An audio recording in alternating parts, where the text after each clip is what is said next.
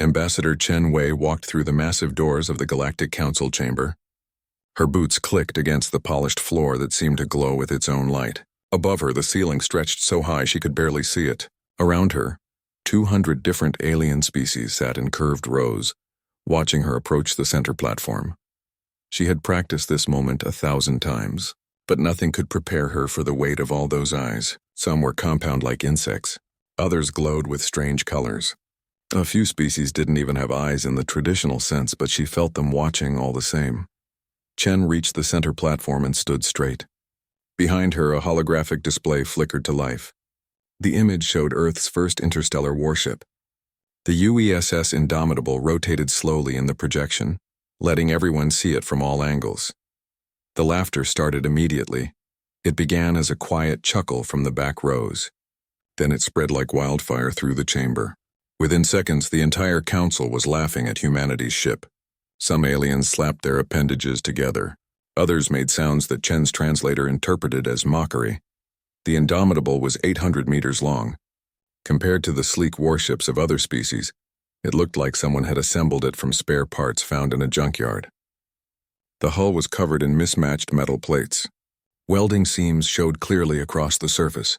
Support structures were exposed instead of hidden behind smooth panels. It looked rough, ugly, and cheap. "Is this a joke?" Ambassador Teclax of the Cathari species asked. His 4 arms gestured at the hologram. Did the humans send us their garbage collector by mistake? More laughter filled the chamber. Chen kept her face neutral. She had been warned this would happen. "That thing looks like it was built by children," another voice called out. Chen couldn't see who spoke, but her translator identified them as Vorzin. Perhaps Earth should focus on farming instead of trying to build warships. A massive alien with blue skin stood up. Fleet Admiral Kirek of the Arxelian Empire. His species controlled the largest military force in known space. His dreadnoughts measured 5 kilometers long each. Compared to those magnificent vessels, the Indomitable looked like a toy. "Ambassador Chen," Kirek said, his voice dripping with false kindness. "I mean no disrespect to your people, but this vessel is clearly inadequate for interstellar defense. The Arxelian Empire would be happy to provide protection services to Earth, for a reasonable fee, of course." "How reasonable?" Chen asked, though she already knew what he would say. 40% of your gross planetary product," Kirek replied with a smile that showed too many teeth. "A bargain, really. Protection is expensive, and your world clearly cannot defend itself." Chen noticed other species leaning forward with interest. They were already calculating how to profit from Earth's apparent weakness. The Treaty of First Contact required new species to present their military capabilities for evaluation. It was supposed to be a formality. Instead, it had become a feeding frenzy. The Zelthari Syndicate could offer similar services, hissed Ambassador Vex. Her scales shimmered as she spoke, perhaps at a better rate, though I should mention that unprotected worlds often suffer unfortunate accidents. Space is dangerous after all. The threat was barely veiled. Chen felt anger burning in her chest but kept it hidden. She had one job here, to buy time and let the galaxy underestimate Earth. So far, that was going perfectly. "We appreciate the generous offers," Chen said carefully. "However, Earth will maintain its own defense forces." This triggered another wave of laughter. The Cathari ambassador Teclax pointed at the hologram. "With that, you'll be conquered within a year, 2 years if you're lucky." Several species began arguing among themselves. Chen heard fragments of conversation through her translator. They were already dividing up Earth's resources. Some wanted the water. Others were interested in human labor. A few mentioned Earth's location as strategically valuable for trade routes. Nobody asked if humans wanted any of this. To these advanced species, Earth was already theirs. They just hadn't decided who would own it yet. Chen looked up at the hologram of the Indomitable. Its ugly hull rotated slowly, showing every weld mark and exposed support beam. She thought about the ship's real purpose, about what it could really do, about the secrets hidden beneath that rough exterior, but she said nothing. Let them laugh. Let them think humans were weak and stupid. That was exactly what Admiral Webb wanted. "If there are no further questions," Chen said, "I will submit Earth's formal documentation to the Council records." "No questions," Kirek said, waving a dismissive hand. "Though I hope you will reconsider our protection offer. When the pirates come, when the raiders attack, You will wish you had accepted." Chen nodded politely and gathered her documents. As she walked back toward the exit, the laughter continued behind her. She heard comments about human stupidity, about primitive species trying to play with the big leagues, about how quickly Earth would fall. She reached the doors and allowed herself one small smile where nobody could see. Far above Earth, orbiting in the dark between the planet and its moon, Admiral Marcus Webb sat in the captain's chair of the Indomitable. His weathered face showed no emotion as he watched the council proceedings on his screen. His crew sat at their stations around him, silent and professional. "Sir," his communications officer said, "Ambassador Chen has transmitted the coded signal." Webb nodded slowly. The signal was simple. Everything had gone according to plan. The galaxy thought Earth was weak. They thought the Indomitable was a joke. They were already planning how to exploit humanity. "Maintain readiness condition, Alpha," Webb ordered. His voice was quiet but carried absolute authority. "All weapons crews remain on standby. All departments continue standard operations." "Yes, sir," came the responses from around the bridge. Webb stared at the image of the council chamber on his screen. He had spent 40 years in Earth's military. He had fought in 3 wars before humanity even reached the stars. He knew what real combat looked like. He understood the difference between weapons that looked impressive and weapons that actually worked. The Indomitable was ugly. It was rough. It looked like scrap metal held together with hope and prayers, but Webb had supervised every aspect of its construction. He knew exactly what this ship could do, and he knew that the galaxy was about to learn a hard lesson. "They'll understand soon enough," he said quietly, more to himself than his crew. His tactical officer looked up. "Sir," Webb shook his head. "Nothing. Continue monitoring all frequencies. I want to know the moment anything happens in council space." "Yes, sir." Webb settled back in his chair and waited. The galaxy was laughing at Earth now, but in the vast darkness of space something was coming. The Breltok swarm had been detected 3 weeks ago, moving toward council territory. They had already destroyed 3 colony worlds, and the council's magnificent fleets with their sleek hulls and advanced technology were about to discover that pretty ships don't win wars. Ugly ships do, ships like the Indomitable. Webb allowed himself a thin smile. The galaxy had mocked Earth's warship. Soon enough they would be begging for its help. And then humanity would show them exactly what that ugly pile of scrap metal could really accomplish. The waiting game had begun. The alarms started screaming across Thessia 4 at exactly 0347 local time. 4 billion people, representing 12 different species, were sleeping peacefully on the agricultural world. Then the sky began to tear apart. Quantum tunnels ripped open above the planet like wounds in space itself. From those wounds came the Breltok swarm. Bioships poured through by the hundreds, then thousands. Each one was the size of a frigate, covered in chitinous armor that seemed to breathe and pulse with organic life. They didn't fly in formation like civilized species. They swarmed like locusts, blotting out the stars. Defense Command sent out the distress call within minutes. But everyone knew help wouldn't arrive in time. The nearest council fleet was days away. Thessia 4 had only a small garrison of defense satellites and a handful of patrol ships. Against 10,000 Breltok bioships, they would last minutes. Fleet Admiral Kirek received the distress call aboard his flagship in the neighboring system. The Arxelian Third Fleet was the closest military force available. 200 ships of the line, each one a masterpiece of engineering and design. Energy shields that could deflect nuclear weapons. Plasma cannons capable of melting through solid steel. Quantum torpedoes that could tear apart the fabric of space itself. Kirek gave the order without hesitation. "All ships maximum speed to Thessia 4. We will not let this world fall." The Third Fleet arrived in the Thessia system 3 hours later. Kirek watched the tactical display with satisfaction. His ships moved into perfect formation, spreading out in a defensive sphere around the planet. Targeting computers locked onto the Breltok swarm. Every system showed green. "Ready for battle. All ships open fire," Kirek commanded. 200 warships unleashed their weapons simultaneously. Plasma bolts crossed the darkness. Missiles streaked toward their targets. Energy beams capable of cutting through asteroids lanced out at the swarm. The first wave of fire was devastating. 300 Breltok bioships exploded in the initial salvo. Cheers erupted on the flagship's bridge. The tactical officer called out confirmations of kills. The weapons officer reported optimal performance across all systems. Everything was going according to plan. Then the Breltok adapted. The bioships didn't fight like any civilized species. They didn't maintain formation or follow tactics from any military academy. They swarmed forward like a living tide, accepting casualties that would make any normal commander retreat. And as they came, they changed.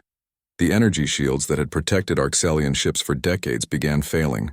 The Breltok had analyzed the shield frequencies in the first exchange. Their acid spores found the resonance points and ate through the energy barriers like they were paper. Ships that should have been invulnerable suddenly found themselves exposed. The plasma cannons worked for exactly 12 minutes.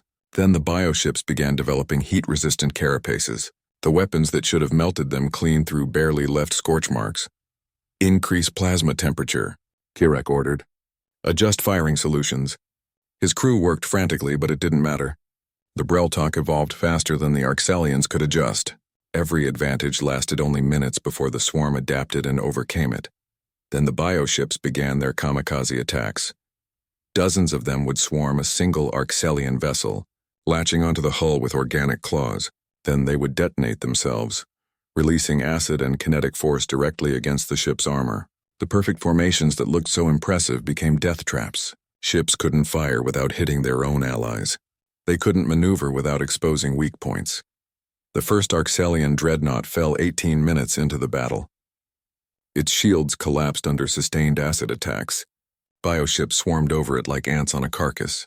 The magnificent 5-kilometer vessel broke apart, its crew of 3,000 dying in seconds. More ships followed. The tactical display showed red markers appearing faster than Kirek could count. 20 ships lost, 30, 50. The Third Fleet, pride of the Arxelian Empire, was being slaughtered. All ships, fall back to secondary positions, Kirek ordered. His voice remained calm despite the disaster unfolding around him. Regroup and establish defensive perimeter around Thessia 4.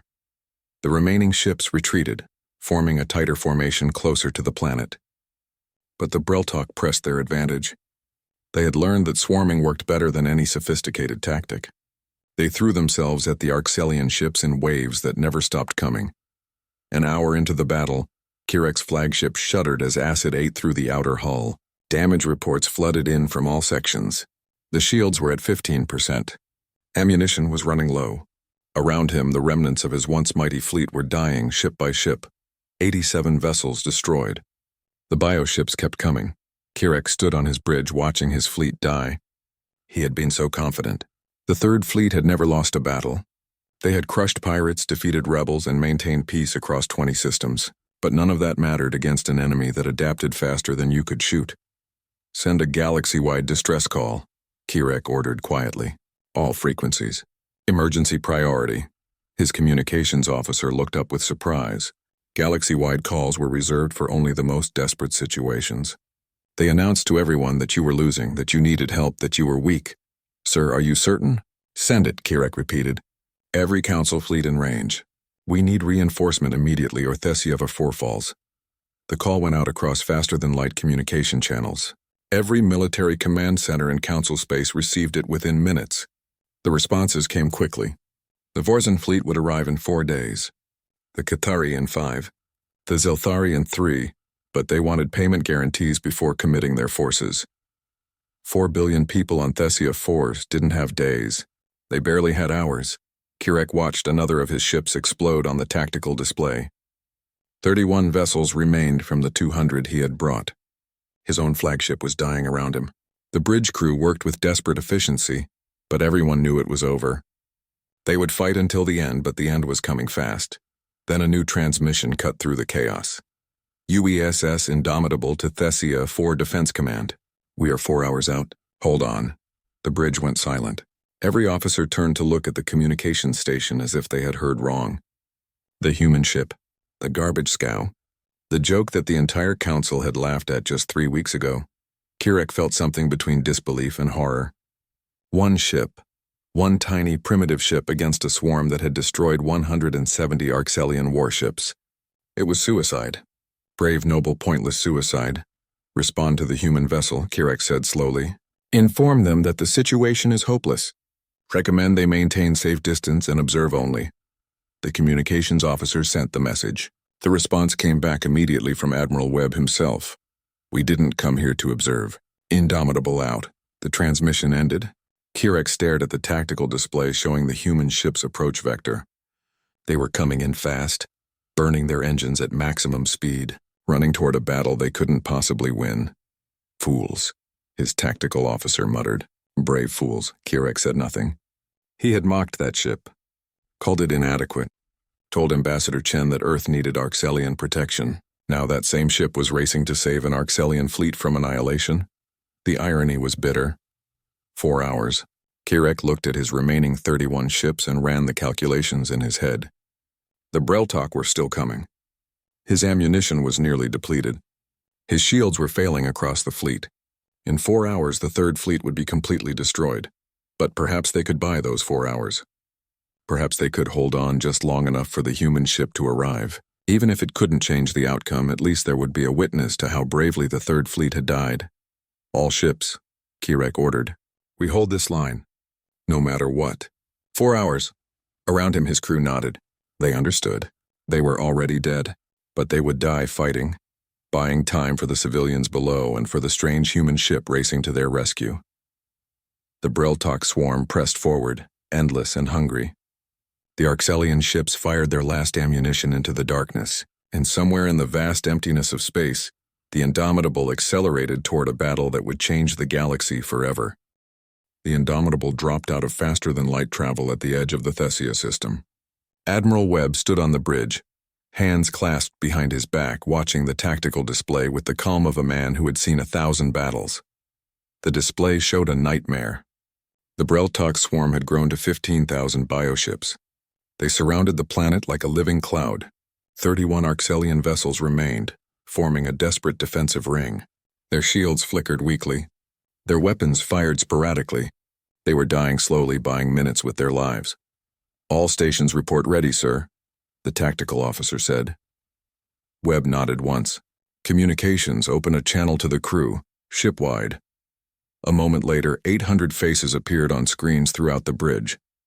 His crew, men and women from every continent on Earth, veterans and rookies, engineers and gunners, all of them watching him with absolute trust. Ladies and gentlemen, Webb said quietly, the galaxy thinks we're a joke.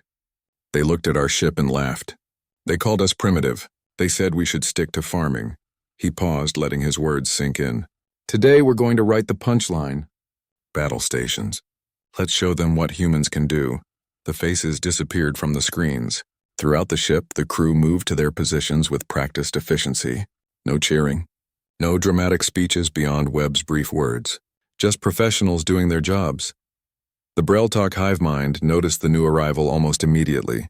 Its collective consciousness analyzed the strange vessel, small, primitive technology, signatures, irrelevant, 500 bioships, broke off from the main swarm to eliminate this minor annoyance.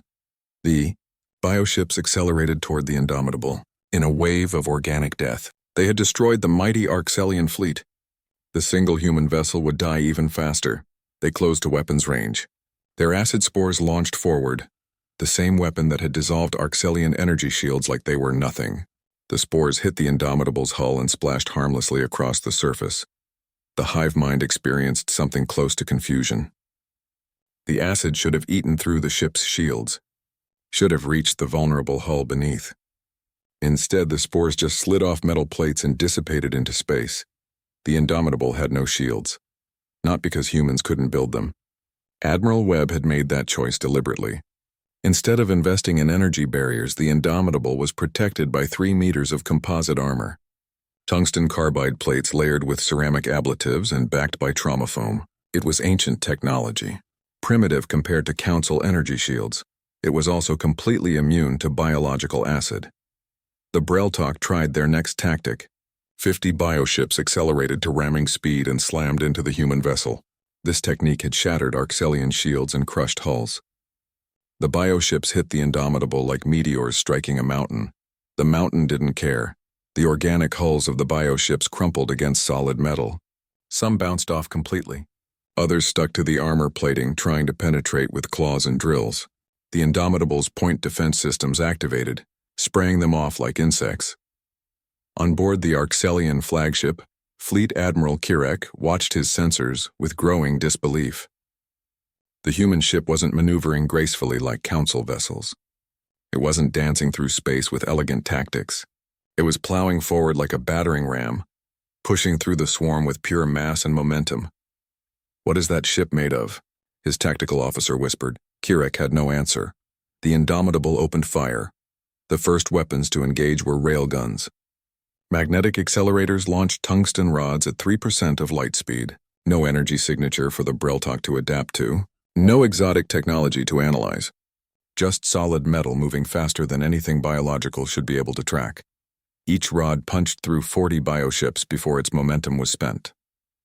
The tungsten projectiles didn't explode or burn or do anything sophisticated. They just went straight through organic hulls like bullets through paper. Simple, brutal, effective. Then the missiles launched. Thousands of them poured from the Indomitable's launch tubes. Council observers watching the battle fell silent. Those were chemical missiles. Primitive weapons that most species had abandoned centuries ago. The Arxelians used quantum torpedoes and plasma warheads. The humans were using technology that predated faster than light travel. The missiles reached the swarm and detonated. High explosive warheads threw shrapnel in all directions. Fragmentation charges tore bioships apart. Thermobaric weapons created pressure waves that crushed organic structures like paper bags. Crude, unsophisticated, devastating. The Breltok hive mind tried to adapt, but there was nothing to adapt to. You couldn't evolve resistance to explosions. You couldn't develop immunity to shrapnel. The bioships died by the dozens. The point defense systems added their voice to the battle, not elegant plasma turrets or energy beams, just good old-fashioned rotary cannons mounted across the Indomitable's hull. Each cannon fired 10,000 depleted uranium rounds per minute. The Breltok's adaptive biology, which had overcome every council weapon, couldn't evolve fast enough against that volume of fire. 20 minutes into the engagement, the Indomitable had killed 500 bioships. The swarm that had destroyed an entire Arxelian fleet was being carved apart by a single human vessel. Webb watched the tactical display with satisfaction. Everything was going according to plan. The ship was taking damage, of course. Acid found seams in the armor. Kinetic impacts cracked plates. But the Indomitable had been designed for this. Every system had backups. Every critical component was redundant. The ship could lose half its systems and keep fighting. "Helm, adjust course to heading 270, Webb ordered. Nice and steady. 270, aye, sir. The Indomitable turned slightly, driving deeper into the swarm. To outside observers, it looked like suicide. To Webb, it was chess. He was hurting the bioships, positioning them exactly where he wanted them. The Breltok threw more ships at the human vessel. 1,000 bioships converged from all sides. Surely this primitive ship would fall under concentrated assault? The Indomitable kept fighting. Its railguns never stopped firing. Its missiles kept launching.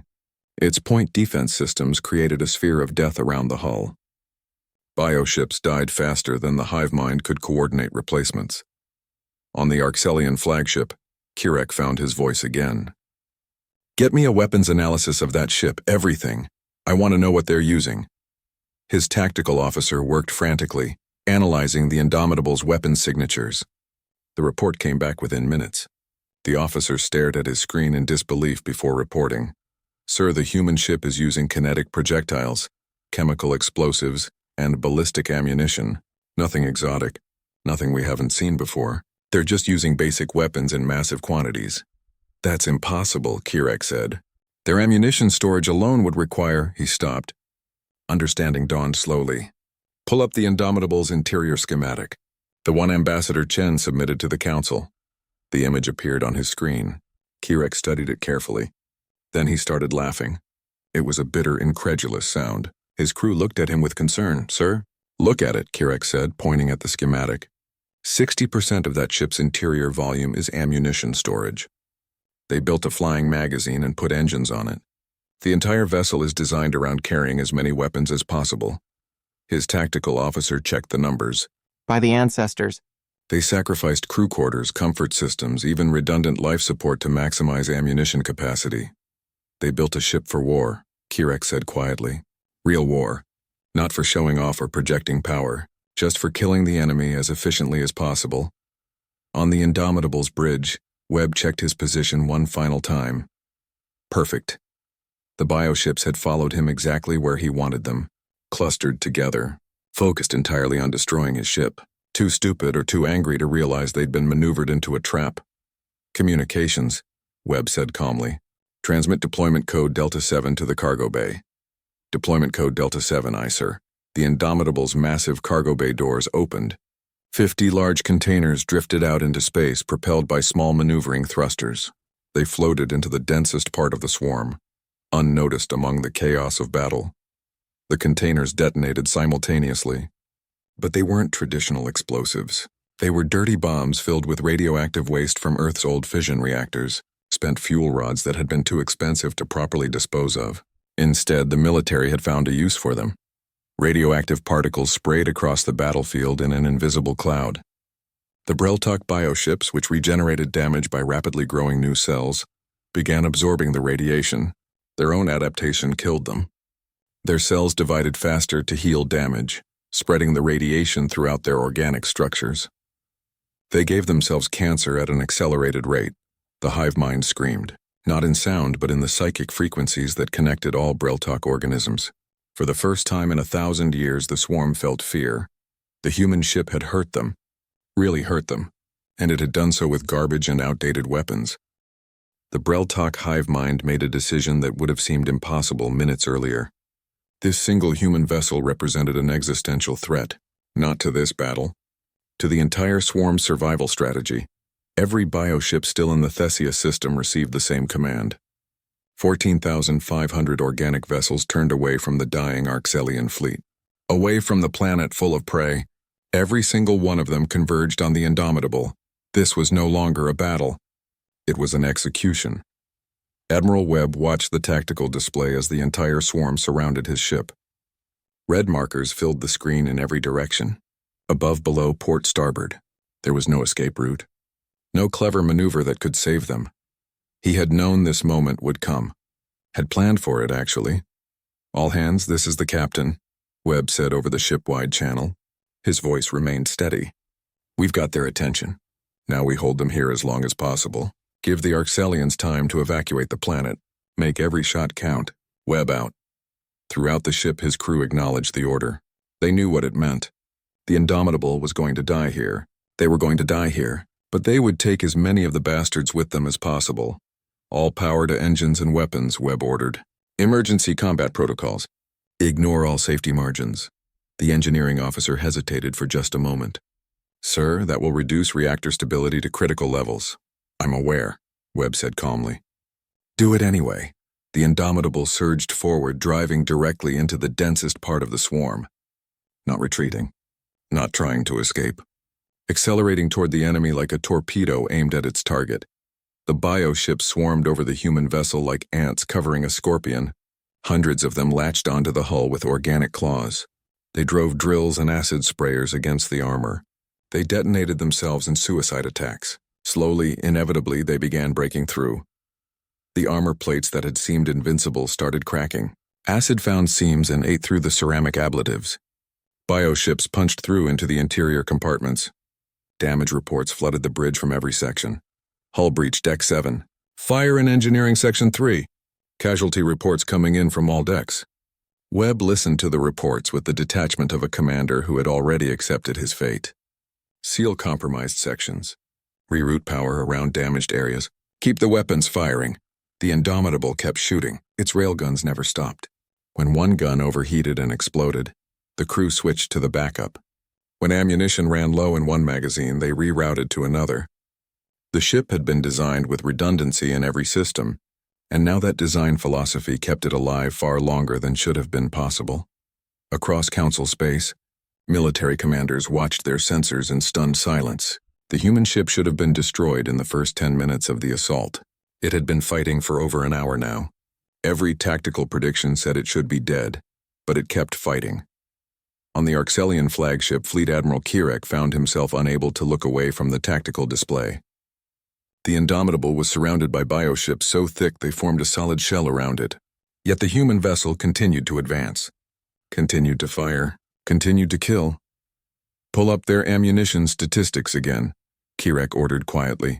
His tactical officer complied. The numbers appeared on screen. Kirek stared at them, then checked them again. It was impossible. "According to these calculations," the tactical officer said slowly, "the human ship should have exhausted its ammunition 40 minutes ago." "How much ammunition did they load onto that vessel?" Kirek asked. The officer recalculated. "Sir, based on their firing rate and the duration of combat, they must have dedicated at least 65% of their ship's volume to ammunition storage." "Possibly more." Kirek shook his head in disbelief. The humans had built a ship with almost no crew comfort, minimal redundancy in non-combat systems, and barely enough space for the crew to perform their duties. Everything else was weapons and ammunition. They had created a flying arsenal that looked ugly because they didn't waste a single meter of space on aesthetics. "They don't build ships to survive," Kirek said quietly. "They build ships to kill. That's the difference." More damage reports came in from the Indomitable. The bioships had broken through to the interior now. Boarding actions began in multiple sections. The crew fought them off with whatever weapons they could find. The ship's Marines held the critical areas with desperate ferocity. 200 crew members were dead. 300 wounded. The ship itself was dying. Hull breaches on 40 decks, fires that couldn't be contained, systems failing across the board. But the weapons kept firing because humans had built backup systems for the backup systems. The Breltok swarm surrounded the Indomitable completely now. They pressed in from all sides, trying to crush it through sheer numbers. Admiral Webb made his final decision. "Engineering, prepare the reactor for emergency overload. Set it for maximum yield." The engineering officer's face went pale on the communications screen. "Sir, that will destroy the ship." "I know," Webb said calmly. "How long do we have?" "At current damage rates, 10 minutes before critical systems fail completely. Then we have 10 minutes to get into position." Webb studied the tactical display one final time. The swarm had clustered around his ship exactly as he'd hoped. 14,000 bioships packed so tightly they formed a solid mass. Perfect. "Helm, set collision course for the center of their formation." "Maximum thrust, aye sir." Setting collision course. The Indomitable accelerated one final time, driving into the absolute heart of the swarm. The bioships didn't understand what was happening until it was too late. The hive mind realized the human ship wasn't trying to escape. It was positioning itself for something. "All hands, this is the captain," Webb announced. His voice carried to every surviving crew member. "Abandon ship. I repeat, abandon ship. All personnel to escape pods immediately. You have 5 minutes." Throughout the dying vessel, the crew began evacuating.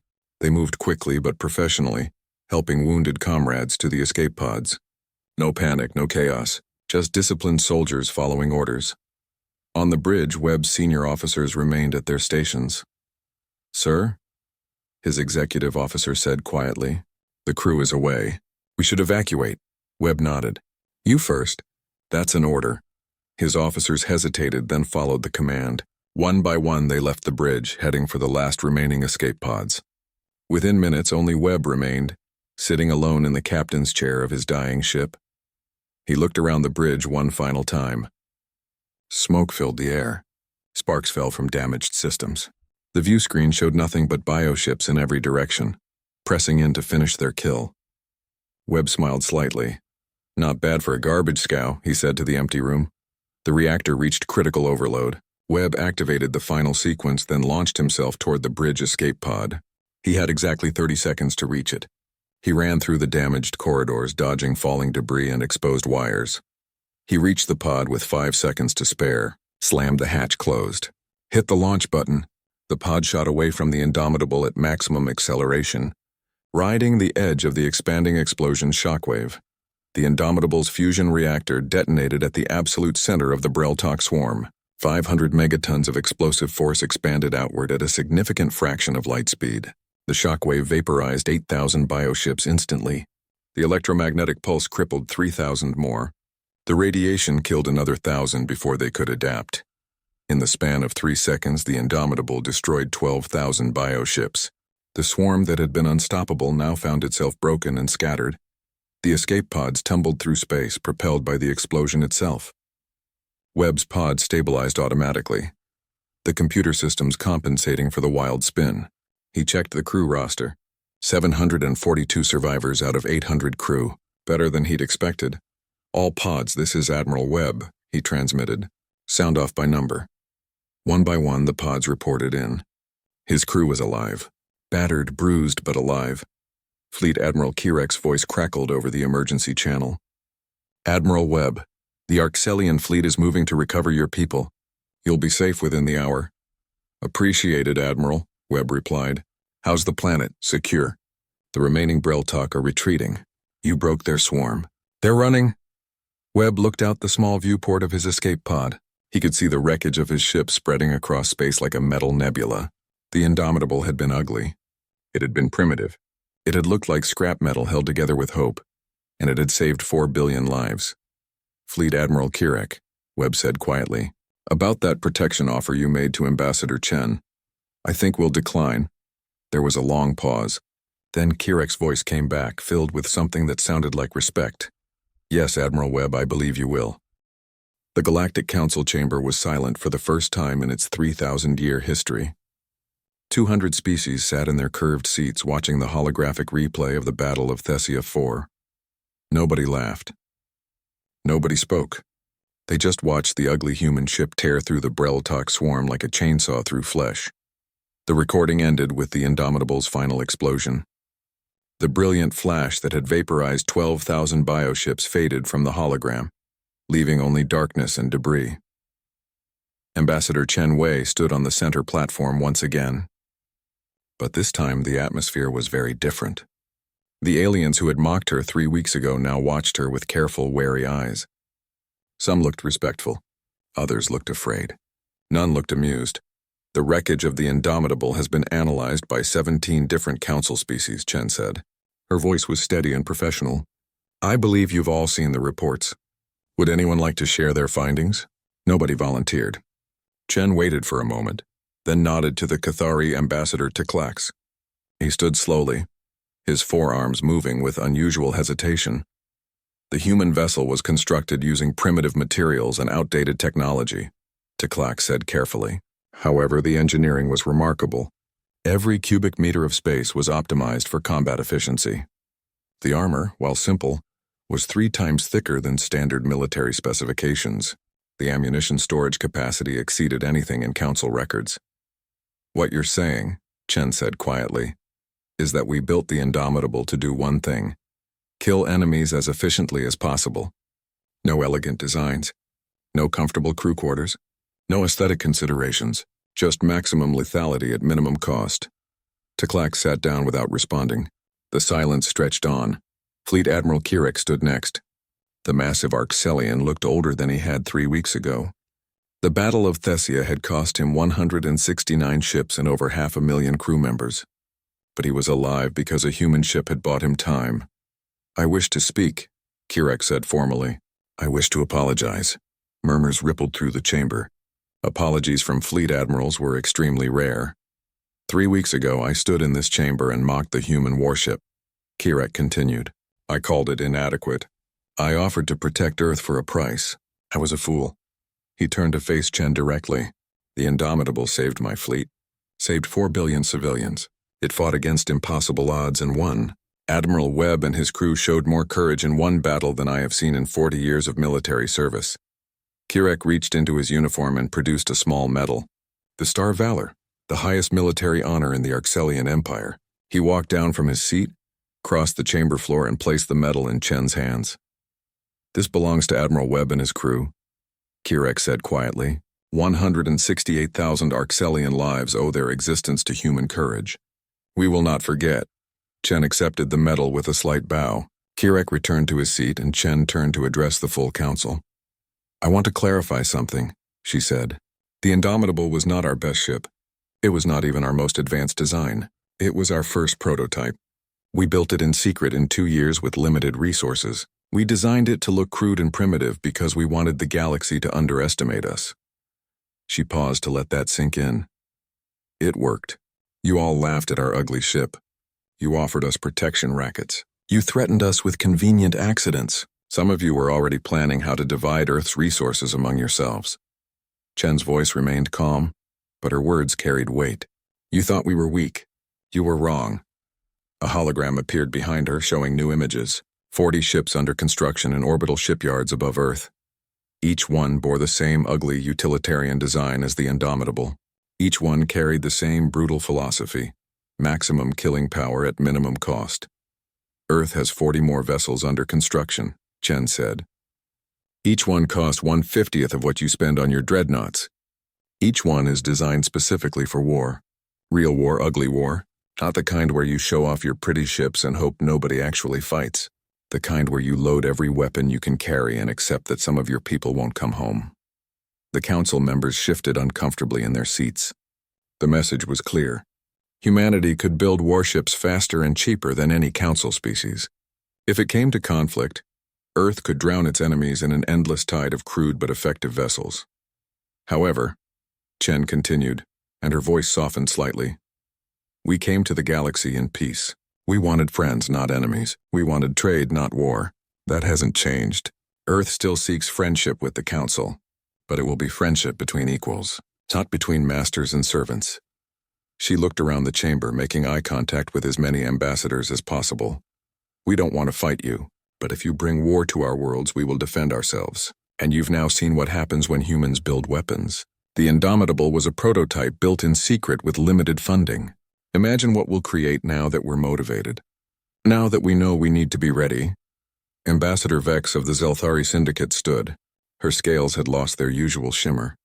Ambassador Chen, the Syndicate wishes to formally withdraw any previous threats or implications of threats toward Earth.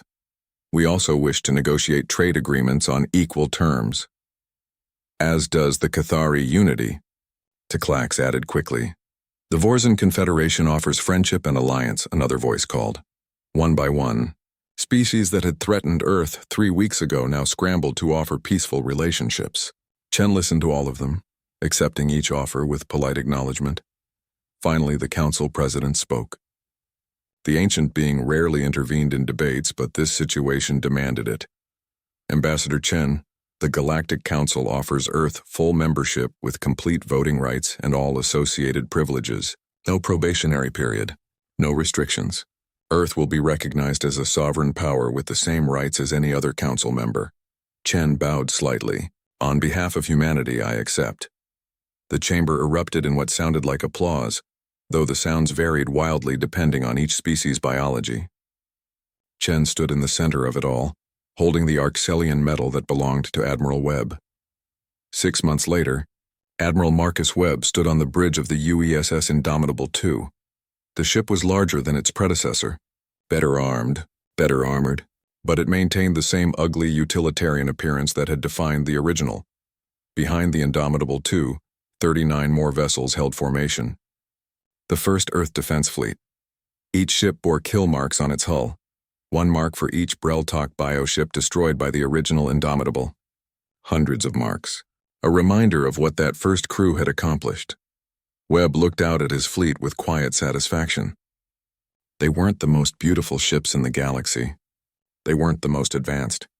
But they were effective. And in war, effective mattered more than pretty. Admiral, his communications officer said, we're receiving a transmission from the Arxelian fleet. Fleet Admiral Kirek wishes to speak with you. Put him through. Kirek's face appeared on the view screen. The Arxelian looked healthier than he had after the battle.